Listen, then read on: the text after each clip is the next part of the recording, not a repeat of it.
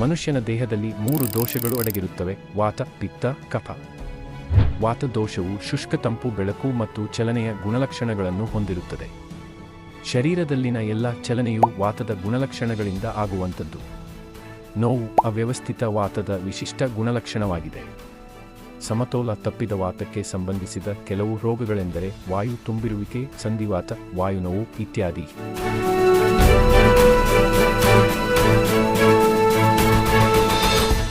ಪಿತ್ತವು ಚಯ, ಅಪಚಯ ಕ್ರಿಯೆಯನ್ನು ಪ್ರತಿನಿಧಿಸುತ್ತದೆ. ಉಷ್ಣ, ತೇವ, ದ್ರವ, ತೀಕ್ಷ್ಣ ಮತ್ತು ಹುಳಿ ಇದರ ಗುಣಲಕ್ಷಣಗಳಾಗಿವೆ. ಉಷ್ಣ ಇದರ ಮುಖ್ಯ ಗುಣವಾಗಿದ್ದು, ಇದು ಜೀರ್ಣಕ್ರಿಯೆಯನ್ನು ನಿರ್ದೇಶಿಸಲು ಮತ್ತು ಚಯಾಪಚಯವನ್ನು ವರ್ಧಿಸಲು ಪಿತ್ತರಸವನ್ನು ಬಳಸುವ ಶಕ್ತಿ ತತ್ವವಾಗಿದೆ. ದೇಹದ ಉಷ್ಣ ಅಥವಾ ಸುಡುವ ಸಂವೇದನೆ ಮತ್ತು ಕೆಂಪುತನ ಇದರ ಪ್ರಾಥಮಿಕ ಗುಣಲಕ್ಷಣಗಳಾಗಿವೆ.